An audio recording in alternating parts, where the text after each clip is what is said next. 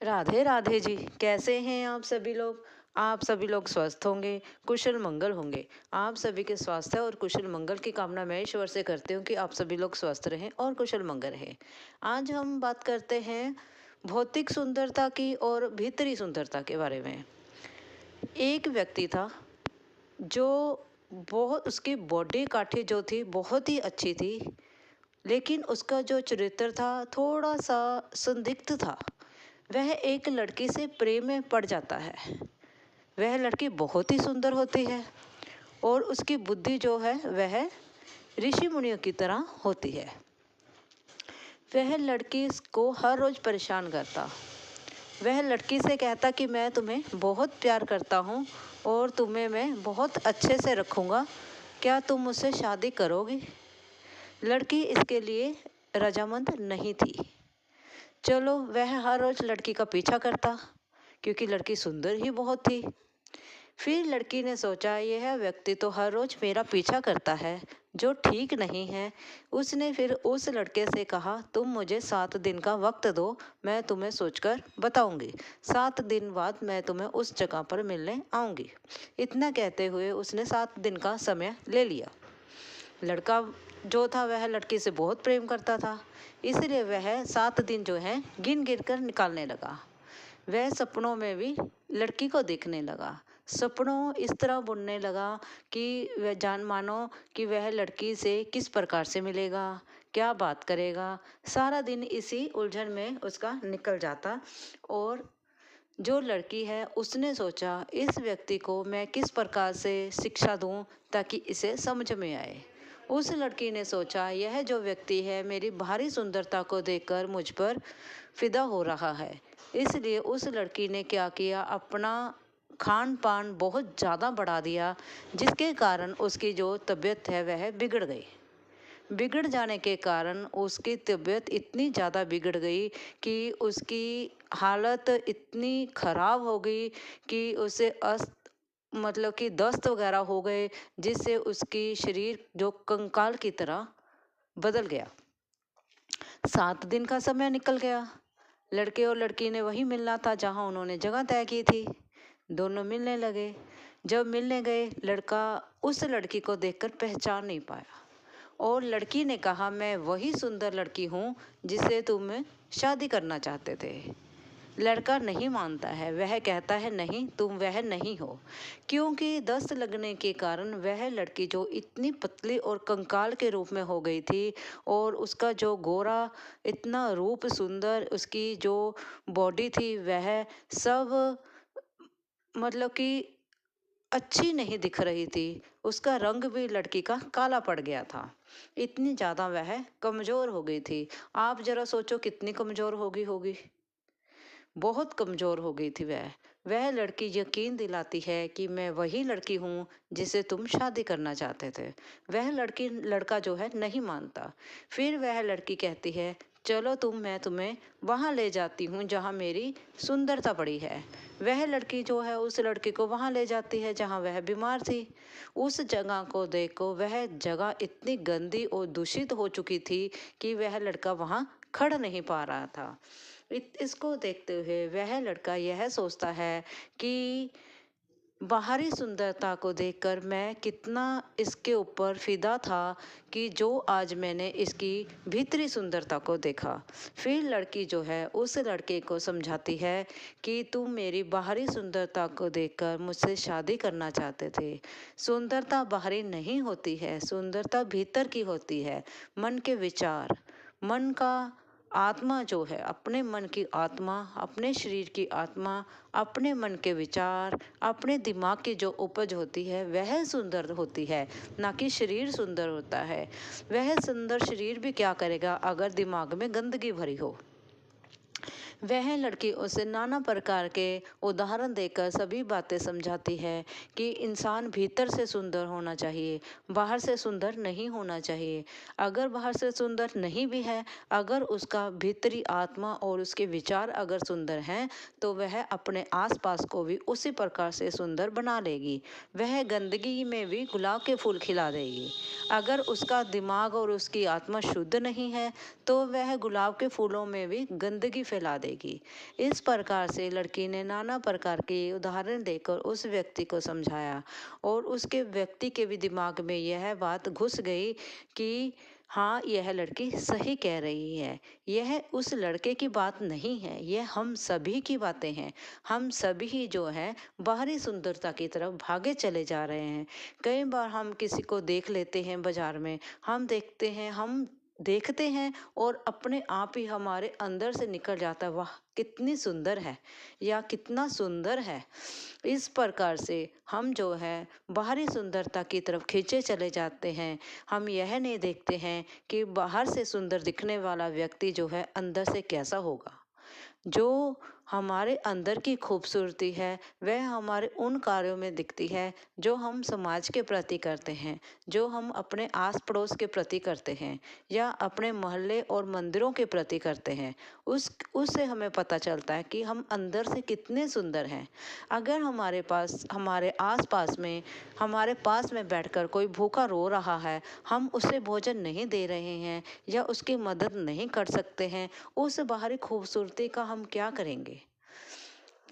खूबसूरत वह व्यक्ति होता है जो किसी के दर्द महसूस करे और दूसरे की खुशी में अपनी खुशी ढूंढे, उसे कहते हैं अंदर से खूबसूरत व्यक्ति। अगर आप मेरी इस वीडियो से हम बात करते हैं जगन्नाथ भगवान जी की।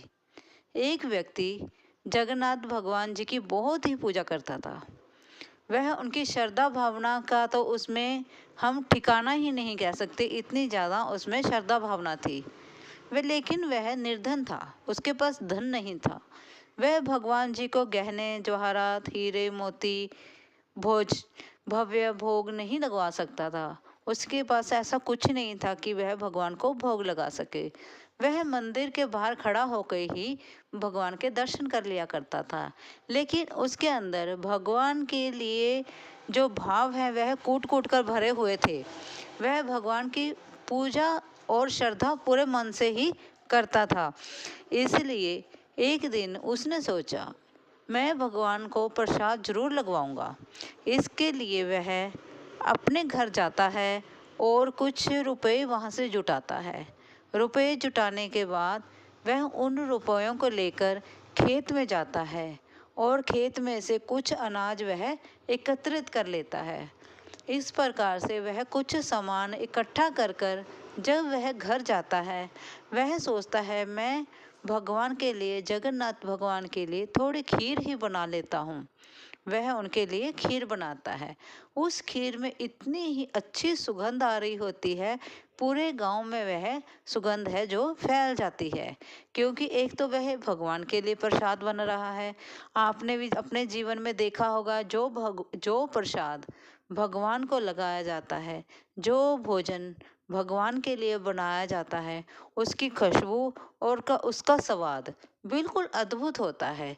आप घर में भोजन बना के खा लो और उसमें कुछ भोजन आप भगवान के लिए बनाएं और उनको प्रसाद लगाने के बाद आप खाएंगे तो उन दोनों में बहुत ही स्वाद का अंतर होगा। चलो जी, वह व्यक्ति जो है खीर बना लेता है। खीर बनाकर वह उसे साफ सुथरे एक बर्तन में डालकर मंदिर की तरफ बढ़ जाता है। जब वह मंदिर जा रहा होता है तब रास्ते में उसे एक बहुत ही कमज़ोर वृद्ध व्यक्ति मिलता है, जो कि उसे कहता है बेटा कुछ खाने के लिए दे दो, मैं काफ़ी दिनों से भूखा हूँ। और वह देखने में भूखा और बहुत कमज़ोर भी लग रहा था। वह व्यक्ति जो है वह सोच में पड़ जाता है कि यह भोजन तो मैंने भगवान के लिए बनाया है, क्या मैं इसको दूं या ना दूं, यह तो ईश्वर के लिए है। वह सोचता है, फिर सोचने के बाद वह यही निर्णय कर लेता है कि कण कण में ईश्वर का वास होता है, जन जन में ईश्वर होते हैं, हर इंसान में ईश्वर समाये हुए हैं। क्यों ना मैं इसमें से थोड़ी सी खीर इसे खिला दूं, क्योंकि इसने काफ़ी दिनों से भोजन नहीं किया है और इसकी दशा भी अच्छी नहीं है। वह क्या करता है, उस खीर में से आधा हिस्सा जो है उस व्यक्ति को खिला देता है। उस व्यक्ति को आधी खीर खिलाने के बाद वह जो बची हुई खीर है वह ईश्वर के लिए, वह जगन्नाथ जी के लिए लेकर मंदिर चला जाता है और वहाँ जाकर पुजारी जी को कहता है कि हे पुजारी जी, आप भगवान को मेरा प्रसाद लगवा दीजिए। जो पुजारी जी हैं वह खीर रखकर दरवाज़ा बंद कर देते हैं और खीर को अंदर रख देते हैं। कितना अद्भुत चमत्कार होता है। जब पुजारी जी दरवाज़ा खोलते हैं वह क्या देखते हैं, ज़रा आप सोचो और फिर मुझे कमेंट करो कि क्या देखा होगा। उन्होंने देखा कि दरवाज़ा खोलने के बाद जो जगन्नाथ भगवान जी हैं, उनका होंठ और उनका मुख जो है खीर से लथपथ है। तो वह देखते हैं कि इस व्यक्ति द्वारा बनाई हुई खीर जो भगवान जी ने प्रसाद रूप में ग्रहण कर ली, और वह जो भोग है, जो वह प्रसाद है, भगवान जी ने स्वयं ही स्वीकार कर लिया है। इस चीज़ का रोला पूरे गांव में चला जाता है। पूरे गांव में यह बात जो है फैल जाती है कि इस निर्धन व्यक्ति की जो प्रसाद है, खीर है, वह भगवान ने स्वयं खा ली। सभी लोग उसके पास एकत्रित होकर चले जाते हैं। कहते हैं कि आपने ऐसा खीर में क्या डाला था, ऐसा आपने क्या किया है कि भगवान ने आपका प्रसाद खाने के लिए स्वयं आना पड़ा। उस व्यक्ति ने ऐसे कहा, जवाब दिया कि मैंने तो उन्हें सिर्फ भोजन ही दिया था, एकमात्र साधारण सी खीर ही बना के दी है। वह तो भगवान की कृपा है जो उन्होंने मेरा प्रसाद ग्रहण किया। इसी प्रकार से भगवान ने सपन में आकर उस व्यक्ति से कहा कि मैंने तुम्हारा प्रसाद जो हो उसी समय से स्वीकार कर लिया था जब तुमने उस निर्धन व्यक्ति को, उस वृद्ध व्यक्ति को, भूखे को भोजन खिलाया था। क्योंकि मैं हर कण कण में वास करता हूँ। वह कोई वृद्ध व्यक्ति, आम व्यक्ति नहीं था, वह मैं ही था जो तुम्हारी परीक्षा लेने के लिए आया था। इस कहानी से भी हमें यही शिक्षा मिलती है कि कण कण में ईश्वर बसते हैं और जन जन में भगवान बसते हैं। हमें किसी न किसी की मदद जरूर करनी चाहिए। जब हम किसी दूसरे की मदद करते हैं तभी भगवान हमसे प्रसन्न होते हैं। तभी तो भगवान कहते हैं ना कि मैं जन जन में वास करता हूँ। आप हर जन की मदद करें, जिसको मदद की ज़रूरत है उसकी मदद करें, क्योंकि भगवान को आपके हीरे मोती जवाहरात नहीं चाहिए। वह तो यही कहते हैं कि पूरी सृष्टि में जो जन है उन्हें बनाने वाला मैं हूँ। अगर आप उनकी मदद करते हैं तो समझो कि आपने मेरी सेवा की है। इसलिए इस छोटी सी कथा पर कुछ विचार करें और अगर आपकी मदद की ज़रूरत किसी को है तो उसकी मदद करें। बस मैं तो सिर्फ यही कहना चाहती हूँ कि आपके आसपास में अगर किसी को आपकी मदद की ज़रूरत है, आपकी ज़रूरत है, अगर किसी को पैसे की ज़रूरत है, 5-10 रुपये, कुछ रुपए उन्हें दे दें ताकि उनका थोड़ा खाने की व्यवस्था हो जाए। अगर आप पैसे नहीं दे सकते हैं तो कोई बात नहीं है, आप जिस तरीके से उसकी मदद करना चाहते हैं या कर सकते हैं तो उसकी मदद ज़रूर करें। बस मैं यही कहना चाहती हूँ। अगर आपको मेरी वीडियो अच्छी लगी हो प्लीज़ लाइक और subscribe. Hello my YouTube members, आप सभी का मेरे यूट्यूब चैनल पर आपका स्वागत है।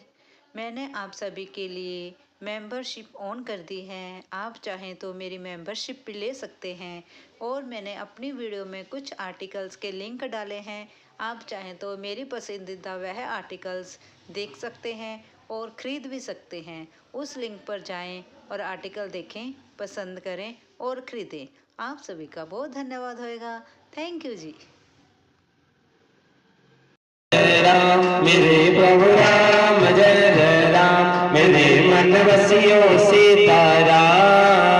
जय हनुमान ज्ञान गुण सागर, जय कपीस देह लोक उजागर। राम दूत अतुलित बल धामा, अंजनी पुत पवन सुत नामा। महावीर विक्रम बजरंगी, कुमत निवार सुमति के संगी। कंचन वरण विराज सुबैसा, कानन कुंडल कुंचित केसा। हाथ बजर ओ ध्वजा विराजै, कांधे मूज जनेऊ साजे। शंकर सुवन केसरी नंदन, तेज प्रताप महाजगवंदन। विद्यावान गुणी अति चातुर, राम काज करिबे को आतुर। प्रभु चरित्र सुनिबे को रसिया, राम लखन सीता मन बसिया सूक्ष्म रूप दर्शी यही दिखावा विकट रूप धरि लंक जरावा भीम रूप धरि असुर सहारे रामचंद्र के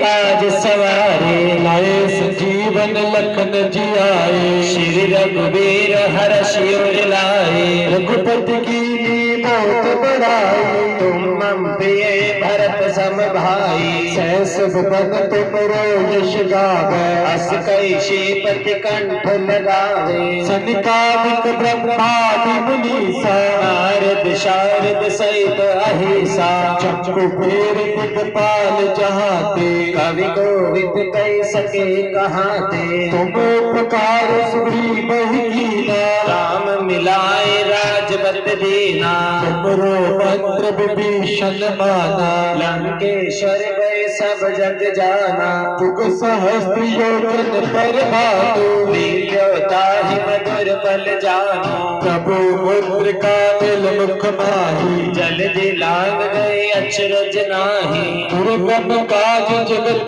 के जेते सुगम अनुग्रह तुमरे देते राम दुआरे तुम रखवारे होत ना क्या दिन बैसारे सब सुख लह तुम्हारी शरणा तुम रक्षक काहू को डरना आपन तेज समारो आप तीनों लोग हाथ दे काबे भूत पिशाच निकट नहीं आवे महावीर जब नाम सुनावे नास रोग हरे सब पीरा जपत निरंतर हनुमत वीरा संकट ते हनुमान छुड़ावे मन क्रम वचन ध्यान जो लावे सब पर राम तपस्वी राजा दिन के काज सकल तुम साजा और मनोरथ जो कोई लावे सोई अमित जीवन फल पावे चारों जुग परताप तुम्हारा है प्रसिद्ध जगत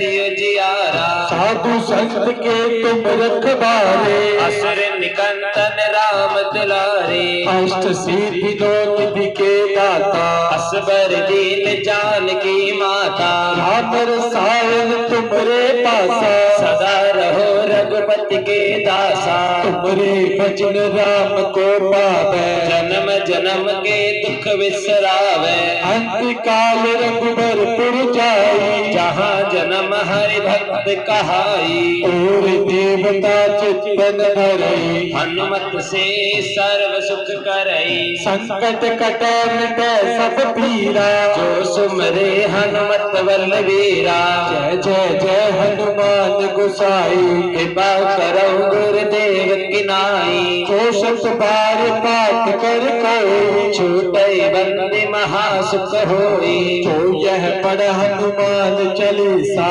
होए सिद्ध साखी गौरी सा तुलसीदास सदा हरि चेरा कीजे नाथ हृदय महाडेरा अपन तने संकट हर मंगल मूर्ति रूप रामा मंगल मूर्ति रूप राम लखन सीता सहित हृदय बसौ सुरभूप सियावर राम जय जय राम मेरे प्रभु राम जय जय राम मेरे मन बसियो सीताराम श्री गुरु चरित सरोज रज निज मन मुकुर सुधार वरण रघुबर विमल जसु चौदायक बल चार बुद्धिहीन तन जानिके सुमिरो पवन कुमार बल बुद्धि विद्या देहु मोहि हरहु कलेश विकार सियावर राम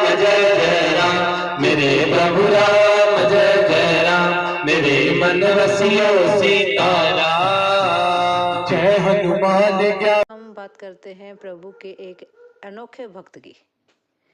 एक बार एक अनोखा भक्त जब मंदिर जाता है तो वह प्रभु से कहता है, हे प्रभु, आप तो कितने सालों से ऐसे मूर्ति की तरह खड़े हैं, आप तो थक गए होंगे। आप आज ऐसा करिए कि आप बाहर घूम आए, मंदिर से बाहर जाओ और बाहर की दुनिया में घूम कर आओ और मैं आपकी जगह पर मूर्ति बनकर खड़ा हो जाता हूँ। प्रभु ने कहा, चलो ठीक है, तुम खड़े हो, चलो मैं बाहर घूम कर आता हूँ, लेकिन कोई भी आए, कोई मेरा भक्त आए, किसी से कोई बात नहीं करनी है, हिलना नहीं है, डुलना नहीं है और कुछ अपनी मर्जी से नहीं करना है। कुछ भी फैसला तुमने अपनी मर्जी से नहीं लेना है। भक्त भगवान जी की बात मान जाता है और वह अनोखा भक्त वहाँ मूर्ति बनकर मंदिर में खड़ा हो जाता है और भगवान जी बाहर टहलने के लिए चले जाते हैं। तो मंदिर में एक बहुत बड़ा व्यापारी आता है।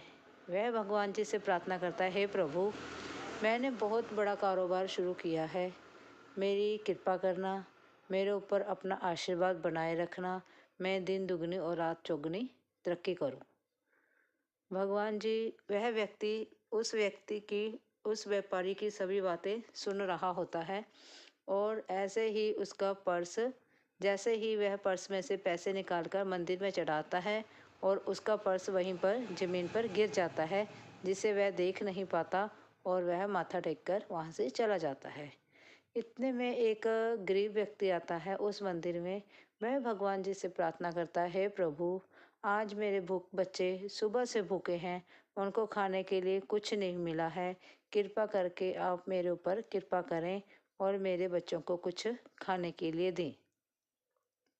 इतने में उसकी नज़र जो है उस पर्स पर पड़ती है और वह व्यक्ति भगवान का आशीर्वाद समझकर उस पर्स को ले जाता है और अपने बच्चों को पेट भर खाना खिलाता है। इतने कुछ ही समय बाद वहाँ पर एक नौका वाला व्यक्ति आता है, जो नौका चलाता है, नाव चलाता है, वह व्यक्ति आता है और प्रभु से प्रार्थना करता है, हे प्रभु, आज मैं नाव लेकर समुद्र में जा रहा हूँ और मेरी रक्षा करना, कहीं आंधी तूफान और बाकी सभी परेशानियों से मेरी रक्षा करना। प्रभु उसकी सभी बातें सुनते हैं और इतने में वह व्यापारी आ जाता है पुलिस को साथ लेकर और कहता है कि इस मंदिर में भगवान जी, पुलिस वाले को कहता है कि हे पुलिस वाले, इस मंदिर में भगवान जी के सामने मेरा जो पर्स है वह गिर गया था और शायद मेरे बाद यह नौका वाला ही व्यक्ति यहाँ पर आया था जिसने मेरा पर्स चुरा लिया होगा। तो पुलिस जैसे ही उस नौका वाले व्यक्ति को पकड़ने लगती है, इतने में वह व्यक्ति जो भगवान की मूर्त के समान खड़ा होता है, वह बोल उठता है कि पर्स इस व्यक्ति ने नहीं चुराया है, वह किसी और ने चुराया है। तो पुलिस क्या करती है, उस व्यक्ति को, नौका चलाने वाले को छोड़ देती है और उस गरीब व्यक्ति को पकड़ लेती है जिसके बच्चे भूखे होते हैं।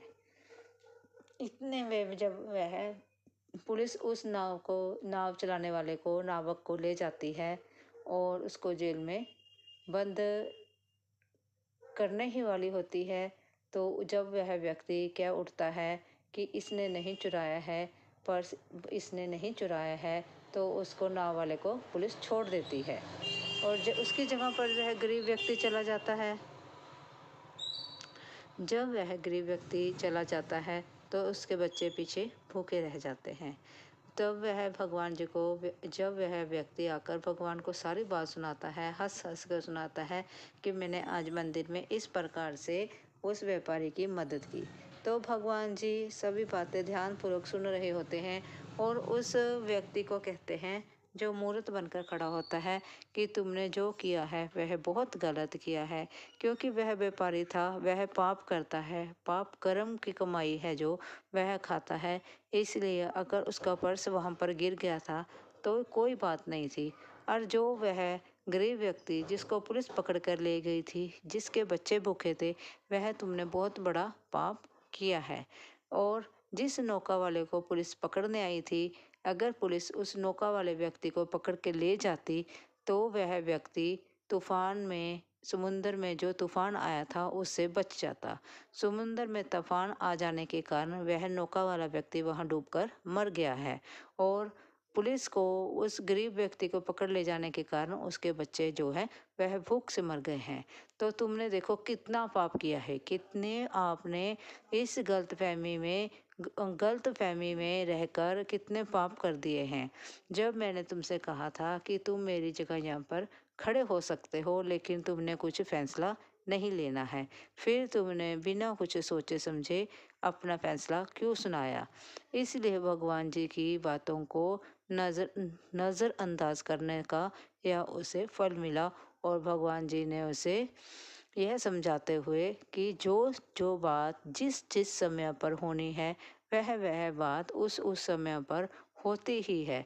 भगवान जी जो करते हैं अच्छा ही करते हैं और किसी के लिए भगवान जी कभी बुरा तो करने की दूर की बात है, वह भगवान जी किसी व्यक्ति के लिए बुरा सोचते भी नहीं हैं। सभी अपने अपने कर्मों का फल है, अपने अपने कर्मों का भुगतान है। इसलिए अच्छे कर्म करो, अच्छे फल पाओ और अच्छी कमाई करो, नेक की कमाई करो और अपने बच्चों का नेक की कमाई से पालन पोषण करो। आज हम बात करते हैं एक कार्यालय के बारे में। कार्यालय मीन्स ऑफिस के बारे में, जहाँ के जो बॉस थे वह बहुत ही कठोर थे। वह इतने ज़्यादा कठोर थे कि अगर कोई भी लेट आएगा ऑफिस में, कार्यालय में अगर कोई भी लेट आएगा तो उन्हें लेट आने का कारण भी रजिस्टर में लिखना होगा। इतना ज़्यादा वह कठोर थे। देखो, रोज़ाना ज़िंदगी में कोई ना कोई कारण हो सकता है कि कभी ना कभी कोई ना कोई लेट हो सकता है, ठीक है ना जी। कभी कोई देर से पहुंचे दफ्तर में, ठीक है जी, कार्यालय में। लेकिन वह बॉस इतना कठोर था क्या वह आप दाव देखता नहीं था और ऑफिस वाले के जो उनके मेंबर थे, स्टाफ था, उनको वह डांट देता था। फिर उसने एक नियम बनाया। उसने नियम ये बनाया कि अगर कोई भी ऑफिस में लेट आएगा, देर से आएगा, तो उन्हें रजिस्टर में, हाजिरी वाले रजिस्टर में देर से आने का भी कारण भी लिखना होगा। इतना वहाँ पर निश्चित हो गया। चलो जी, एक दिन जो उस दफ्तर का मुख्य ऑफिस जो व्यक्ति था, मतलब कि जो बॉस था, उसने देखा रजिस्टर में कम से कम 10 व्यक्ति ऐसे थे जो कि देर से आए थे। उन्होंने क्या किया, वह आग बबूला तो हो ही गए, आंखें लाल, बिल्कुल क्रोध से भरी हुई एंड बिल्कुल। तो उन्होंने क्या किया, उन 10 ही व्यक्तियों को ऑफिस में बुला लिया, अपने कमरे में बुला लिया। कमरे में सबको बुलाया गया, सभी अपनी गर्दन नीचे कर कर खड़े हो गए और जो बॉस था उसकी आंखें बिल्कुल लाल थी और वह सोच रहा था इनको किस तरह से मैं सजा दूं। यह सोचते सोचते वह इस प्रकार से लाल आग बबूला हो रहा था, आंखों के लाल के साथ साथ इस प्रकार से आग बबूला हो रहा था कि इतने में वहाँ का चपड़ासी जो है उस कार्यालय का, वह डब्बा लेकर मिठाई का आ जाता है। वह जब डब्बा लेके मिठाई का आता है तो वह बॉस को देता है। बॉस भी बड़ी खुशी से वह डब्बा स्वीकार करता है। डब्बे को खोला जाता है। डब्बा खोलने के बाद जो वह 10 जने जो गर्दन को नीचे करे हुए खड़े होते हैं, उन सभी को बॉस जो है मिठाई देता है और वो सभी बड़े चाव से खाते हैं। खाने के बाद वह थोड़ा हैरान होते हैं कि बॉस ने हमें यहाँ सजा के लिए बुलाया है या मिठाई खाने के लिए बुलाया है। सोच ही रहे होते हैं। बॉस कहता है, अच्छा हुआ है आप सभी ने बड़ी खुशी से मिठाई खाई है। आप सभी को बधाई हो कि आप सभी की बीवियां प्रेग्नेंट हैं और उन सभी की सोनोग्राफी भी आज ही हुई है। सभी जो है हक्का बक्का रह जाते हैं, सोचते हैं ये क्या हुआ। और उनमें से जो लेट आए थे 10 व्यक्ति, उनमें से कुछ जो है वह स्त्रियां भी थी। अब स्त्रियों की तो पत्नियां नहीं हो सकती, पुरुषों की तो पत्नियां हो सकती हैं। वह देख के थोड़ा हैरान से हुए। फिर जो बॉस था उन्होंने उन सभी को इस प्रकार से डांटा कि कम से कम रजिस्टर में छुट्टी लेने का बहाना तो ठीक लगा लिया करो। आप सभी ने क्या लिख दिया है, same same same as same above, कि जो ऊपर वाले ने छुट्टी ली है उसी प्रकार से हम सब ने छुट्टी ले ली है। उसकी तो पत्नी प्रेग्नेंट है जिसकी सोनोग्राफी थी। क्या आप सभी की पत्नी प्रेग्नेंट है? और उन सभी की सोनोग्राफी आज ही थी, आज ही के सेम समय थी। और ये जो जो ये औरतें खड़ी हैं दफ्तर के अंदर, क्या इनकी भी पत्नी प्रेग्नेंट है? इस कहानी से हमें बस इतनी सी ही शिक्षा मिलती है कि अगर हम कार्य करते हैं तो ठीक ढंग से करो, अगर नहीं करते हैं तो हम बिल्ले हैं ही। और अगर हम कोई बहाना लगा रहे हैं तो उसे भी ठीक ढंग से सोच विचार कर लगाना चाहिए। असल में बहाना लगाने की ज़रूरत हमें होनी नहीं चाहिए, क्योंकि हमें कार्य अपना इस प्रकार से करना चाहिए कि हमें बहाना लगाने की ज़रूरत ही ना हो। क्योंकि हम दफ्तर क्यों जाते हैं? काम के लिए, ठीक है ना जी। फिर बहाना ही क्यों लगाना है कि हम इस कारण लेट हो गए, उस कारण लेट हो गए? काम तो देखो करना ही होगा। इस प्रकार से हमें किसी इधर उधर का बहाना उठाकर लगाने की बजाय हम मोस्टली यही करते हैं। अगर कोई हमें कहे ना कि आप आए नहीं, हमने मिलने का समय तय किया था, आप हमारे घर चाय पे नहीं आए या खाना खाने के लिए आए, या आपने फ़ोन करके मेरा हाल चाल नहीं पूछा, हम सभी क्या बहाना लगाते हैं? टाइम नहीं लगा, टाइम नहीं लगा, टाइम नहीं लगा, भूल गया। यही मोस्टली हम सभी का एक बहाना होता है, जिससे परे होकर हमें अपने निजी कार्यों में और ऑफिशियल कार्यों में हमें बिल्कुल एक्टिव रहना चाहिए, उस सुचारू ढंग से काम को करना चाहिए। अगर आपको हम बात करते हैं प्रभु के एक अनोखे भक्त की। एक बार एक अनोखा भक्त जब मंदिर जाता है तो वह प्रभु से कहता है, हे प्रभु, आप तो कितने सालों से ऐसे मूर्ति की तरह खड़े हैं, आप तो थक गए होंगे। आप आज ऐसा करिए कि आप बाहर घूम आए, मंदिर से बाहर जाओ और बाहर की दुनिया में घूम कर आओ, और मैं आपकी जगह पर मूर्ति बनकर खड़ा हो जाता हूँ। प्रभु ने कहा, चलो ठीक है, तुम खड़े हो, चलो मैं बाहर घूम कर आता हूँ, लेकिन कोई भी आए, कोई मेरा भक्त आए, किसी से कोई बात नहीं करनी है, हिलना नहीं है, डुलना नहीं है, और कुछ अपनी मर्जी से नहीं करना है। कुछ भी फैसला तुमने अपनी मर्जी से नहीं लेना है। भक्त भगवान जी की बात मान जाता है और वह अनोखा भक्त वहाँ मूर्ति बनकर मंदिर में खड़ा हो जाता है और भगवान जी बाहर टहलने के लिए चले जाते हैं। तो मंदिर में एक बहुत बड़ा व्यापारी आता है। वह भगवान जी से प्रार्थना करता है, हे प्रभु, मैंने बहुत बड़ा कारोबार शुरू किया है, मेरी कृपा करना, मेरे ऊपर अपना आशीर्वाद बनाए रखना, मैं दिन दुगनी और रात चौगुनी तरक्की करूं। भगवान जी, वह व्यक्ति उस व्यापारी की सभी बातें सुन रहा होता है, और ऐसे ही उसका पर्स, जैसे ही वह पर्स में से पैसे निकालकर मंदिर में चढ़ाता है और उसका पर्स वहीं पर ज़मीन पर गिर जाता है, जिसे वह देख नहीं पाता, और वह माथा टेककर वहाँ से चला जाता है। इतने में एक गरीब व्यक्ति आता है उस मंदिर में। वह भगवान जी से प्रार्थना करता है, हे प्रभु, आज मेरे बच्चे सुबह से भूखे हैं, उनको खाने के लिए कुछ नहीं मिला है, कृपा करके आप मेरे ऊपर कृपा करें और मेरे बच्चों को कुछ खाने के लिए दें। इतने में उसकी नज़र जो है उस पर्स पर पड़ती है, और वह व्यक्ति भगवान का आशीर्वाद समझकर उस पर्स को ले जाता है और अपने बच्चों को पेट भर खाना खिलाता है।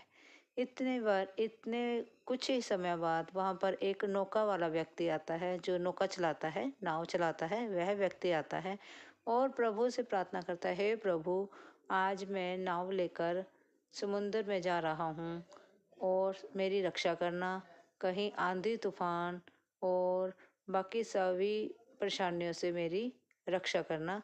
प्रभु उसकी सभी बातें सुनते हैं, और इतने में वह व्यापारी आ जाता है पुलिस को साथ लेकर, और कहता है कि इस मंदिर में भगवान जी, पुलिस वाले को कहता है कि हे पुलिस वाले, इस मंदिर में भगवान जी के सामने मेरा जो पर्स है वह गिर गया था, और शायद मेरे बाद यह नौका वाला ही व्यक्ति यहाँ पर आया था जिसने मेरा पर्स चुरा लिया होगा।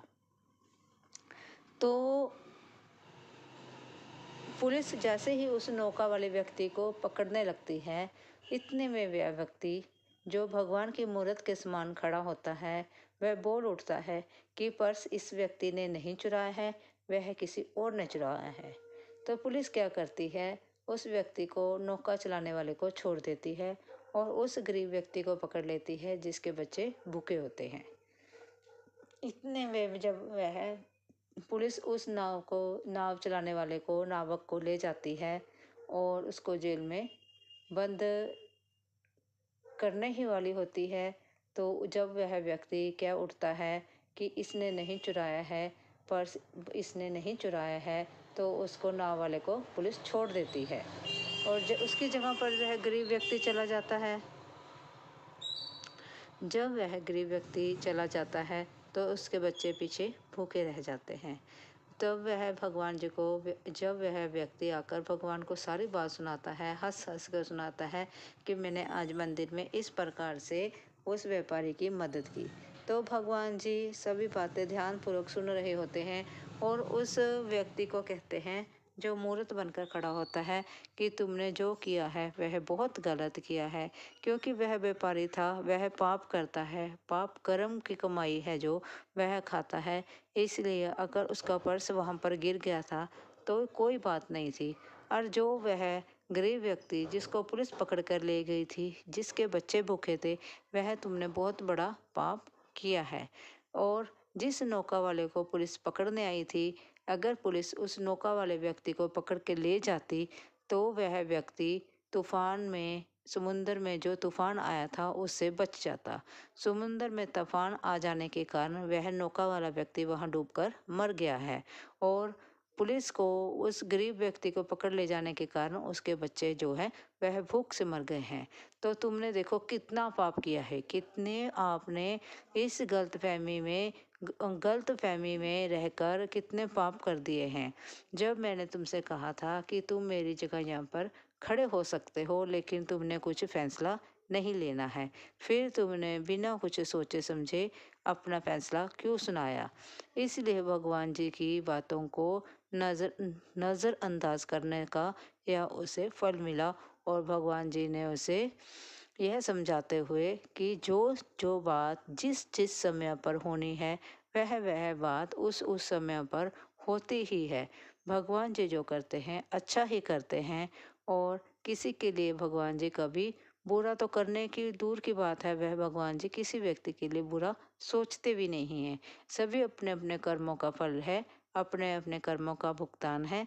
इसलिए अच्छे कर्म करो, अच्छे फल पाओ और अच्छी कमाई करो, नेक की कमाई करो और अपने बच्चों का नेक की कमाई से पालन पोषण करो। यह त्योहार माता सरस्वती के लिए मनाया जाता है, जो ब्रह्मा जी की पत्नी है। यह माता सरस्वती माता जो है ब्रह्मा जी के मुख से उत्पन्न हुई थी और यह पत्नी उनकी ब्रह्मा जी की कहलाई। माता सरस्वती जी जो हैं वह ज्ञान की देवी हैं और यह सफ़ेद वस्त्र पहने हुए होती हैं, हाथ में वीणा लिए होती हैं, सादगी और सुंदरता की यह मूर्त मानी जाती हैं।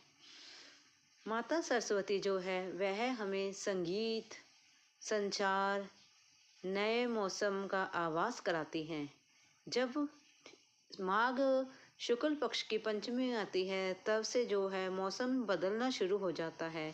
सुंदर सुंदर, मीठी मीठी, ठंडी ठंडी, मीठी मीठी हवाएं चलने लग जाती हैं जो हमारे मन को बहुत ही लुभाती हैं। सृष्टि में संचार होना शुरू हो जाता है। जीव जंतु, कीट पतंगे सब में उमंगें भर जाती हैं, जो बसंत पंचमी से शुरू होता है। बसंत पंचमी माता सरस्वती के निमित्त होने के कारण माता सरस्वती जो है वह बुद्धि की देवी मानी जाती है, ज्ञान की देवी मानी जाती है, जो हमारे जीवन में ज्ञान की रोशनी फैलाती हैं। और आप सभी जानते हैं कि ज्ञान के बिना तो सब अंधेरा है। पैसा, रुपया, जो भी हम कार्य करते हैं बिना ज्ञान के वह अधूरा माना जाता है। क्यों? चाहे हमारे पास जितना मर्जी पैसा हो, जितना मर्जी धन दौलत हो, जब तक हम उसे ज्ञान के जरिए, अपनी बुद्धि के जरिए सही ढंग से संचार नहीं करेंगे, सही ढंग से उन्हें प्रयोग नहीं करेंगे, तब तक हमारे लिए कोई भी चीज़ जो है मायने नहीं रखती है। क्योंकि हम उन्हें, जैसे कहते हैं ना, पैसा तो पैसे को खींचता है, पैसा भी पैसे को तभी खींचेगा जब हम उसे अपनी बुद्धि से सही कार्य में प्रयोग करेंगे। माता सरस्वती जो हमें ज्ञान देती है, विद्या देती है, जिससे पढ़ लिख कर हम बहुत अच्छे कार्य करते हैं। सिर्फ हम ये नहीं कह सकते कि माता सरस्वती की पूजा करने से हम कुछ डॉक्टर बन जाएंगे, इंजीनियर बन जाएंगे, अध्यापक बन जाएंगे। लेकिन माता सरस्वती की पूजा हमारे लिए उतनी ही ज़रूरी है जितना कि हमें पढ़ना लिखना ज़रूरी है। इसलिए जो हमारे शिक्षक हमें ज्ञान देते हैं, हमारे लिए वह भी पूजनीय है, क्योंकि वे भी हमें ज्ञान देते हैं। वे भी हमारे लिए माता सरस्वती के जैसे ही हुए, क्योंकि माता सरस्वती हमें ज्ञान देती है तो हमारे अध्यापक भी हमें ज्ञान देते हैं। बसंत पंचमी वाले दिन लोग मीठे मीठे पीले रंग के चावल बनाते हैं, पीले रंग के लड्डुओं का परिधान है, पीले वस्त्र पहनने का परिधान है। लोग पीले वस्त्र पहनकर पीले रंग के पकवान बनाते हैं, जैसे कि पीले रंग के मीठे चावल, नमकीन चावल, मीठे मीठे पीले रंग के लड्डू हो गए। इसी प्रकार से पीले रंग का जो यह चलन चला आ रहा है, जो पीतम्बर भगवान श्री कृष्ण जी के लिए भी हैं। भगवान श्री कृष्ण जी जो हैं वह पीले रंग के कपड़े पहनते हैं, और माता सरस्वती जी भी का यह बसंत पंचमी का जो त्योहार है वह पीले रंग से सज धज जाता है। बच्चे इस दिन खूब पतंग उड़ाते हैं, मस्ती करते हैं। आकाश पूरा पूरा आसमान जो है वह पतंगों से भर जाता है।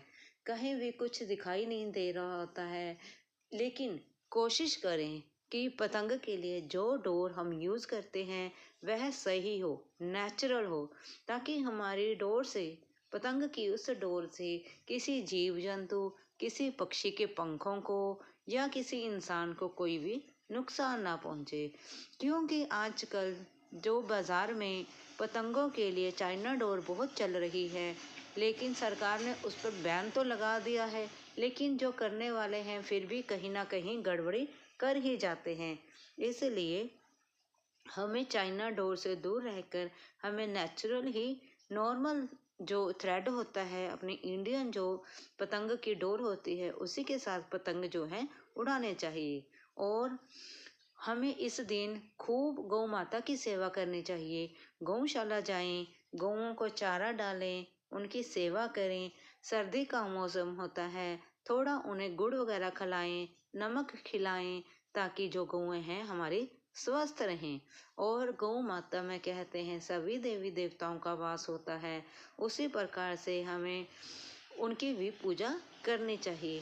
हम देखते हैं जहाँ कहाँ, यहाँ वही गौएं जो सड़क पर घूम रही होती हैं, लोग उन्हें परेशानी में आकर जब वह रास्ता नहीं देती हैं तब उन्हें डंडे से भगा देते हैं। हमें ऐसा नहीं करना चाहिए। गौ माता हमारी माता है, उनकी भी सेवा करें। और यह जो बसंत पंचमी का त्योहार है आप सभी धूमधाम से मनाएं, और अपने मोहल्ले वालों के साथ प्रेम पूर्वक इकट्ठे होकर एक ही जगह एकत्रित होकर ही मनाएं।